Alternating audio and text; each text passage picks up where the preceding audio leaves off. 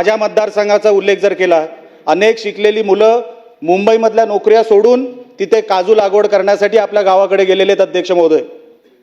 आज परिस्थिती त्यांच्यावर काय झाली आहे? मिनिमम सपोर्ट प्राईसच्या चौकटीमध्ये आपला काजू पडत नाही किंवा नारळ नाही. काजू लागवड आणि नारळ, खास करून काजू. आता ह्याच्यामध्ये झालंय काय साहेब, गोवा गव्हर्नमेंटने 6 फेब्रुवारी 2025 रोजी एक GR काढला.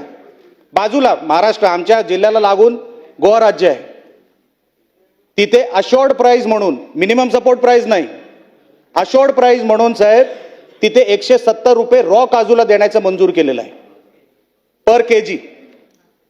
म्हणजे जिथे 120 रुपये जर समजा मार्केट भाव थांबला तर वरचे 50 रुपये देण्याचं काम हे गोवा गव्हर्नमेंट करतं. हे 2025 पासून चालू केलेलं आहे.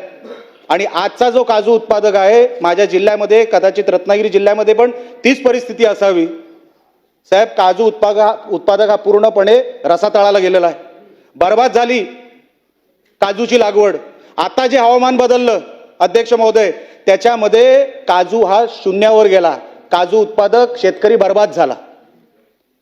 त्याच्यामध्ये काय झालं, काजू उत्पादकाला आता काय चान्सच ठेवला नाही कुठल्याच सरकारने. आपल्याकडे जो बाहेरून काजू येतो तो आफ्रिकन देशातून येतो अध्यक्ष महोदय.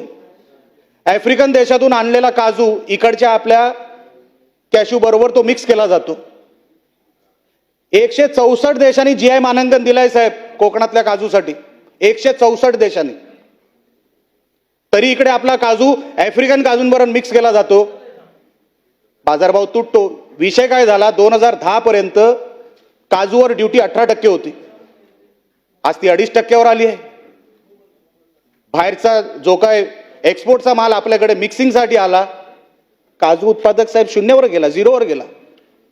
त्याच्याकडे आता काय नाही शिल्लक राहिलं. सरकारकडे पण मागून काय करणार? ती किमान माझी विनंती अशी आहे अध्यक्ष महोदय, ती जी ड्युटी आपण लावली ती किमान 20% पर्यंत घेऊन जा. म्हणजे आपला जो स्थानिक काजू उत्पादक आहे त्याला कुठेतरी श्वास घ्यायला कुठेतरी जागा मिळेल, कुठेतरी तो आपली शेती करू शकेल. ही चांगली चांगली साहेब लोक तिकडे नोकरी धंदे सोडून काजू उत्पादक झालेले आहेत, त्यांना संरक्षण सरकारने द्यावं, एवढं या निमित्ताने मी सरकारकडे मागणी करतो. अध्यक्ष महोदय, आपल्या निमित्ताने मागणी करतो